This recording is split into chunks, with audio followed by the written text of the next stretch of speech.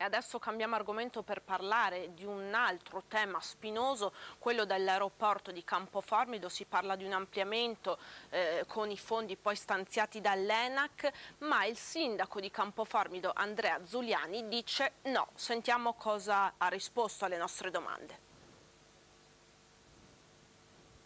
Aeroporto di Campoformido, l'amministrazione comunale è assolutamente contraria per gli effetti che poi avrebbe questa realtà sul territorio circostante. Cosa succederà? Cosa vi aspettate? Ma cosa succederà lo vedremo, perché abbiamo una conferenza dei servizi il 30 giugno dove noi ci aspettiamo uno stop a qualsiasi iniziativa, dopo che il Consiglio Comunale ha già preso posizione all'unanimità contro qualsiasi progetto di ulteriore sviluppo dell'attività dell'aeroporto, che già pone problemi per 65 anni di servitù militare, ma oggi che è civile non abbiamo assolutamente volontà di accettare sviluppi di attività che pongono problemi alla sicurezza, all'ambiente e al traffico, che è il vero nostro problema.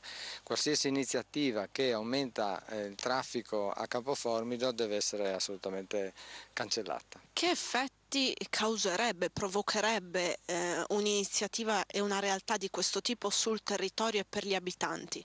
Ma noi abbiamo scritto all'ENAC questa settimana proprio contestando questo fatto. L'ENAC è l'ente nazionale dell'aviazione civile responsabile della gestione della sicurezza del volo. Ci dice che per migliorare la sicurezza dell'aeroporto di Campoformido devono asfaltare una pista.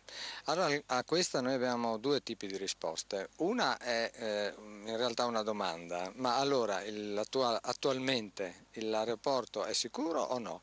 Perché se è sicuro allora non serve fare niente ed è meglio che i soldi li mettano da altre parti dove c'è più bisogno, a Ronchi delle Zonari o qualsiasi cosa. Se non è sicuro allora l'aeroporto va chiuso.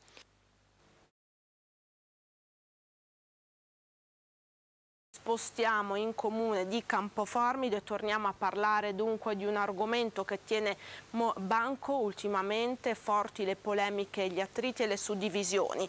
Parliamo dunque di aeroporto di Campoformido. L'ENAC ha infatti pronti già 2,5 milioni di euro, ma il comprensorio aeroportuale interessa prati stabili inseriti in un sito di importanza comunitaria. Dunque abbiamo intervistato Adriano Venturini, vicepresidente dell'associazione Guido Davariano, che esprime la sua opinione nel prossimo contributo. Ascoltiamolo. L'ENAC ha già pronti 2,5 milioni di euro per l'ampliamento dell'aeroporto di Campoformido, ma dal punto di vista naturalistico quali sono i rischi?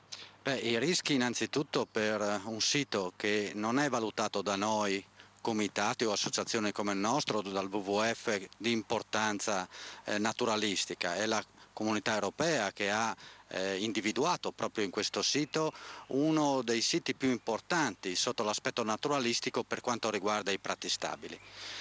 Tutta questa zona è bellissima, anche sotto l'aspetto visivo. Se si va a vedere proprio in questi giorni la fioritura dei prati stabili, si capisce la biodiversità all'interno di questi habitat.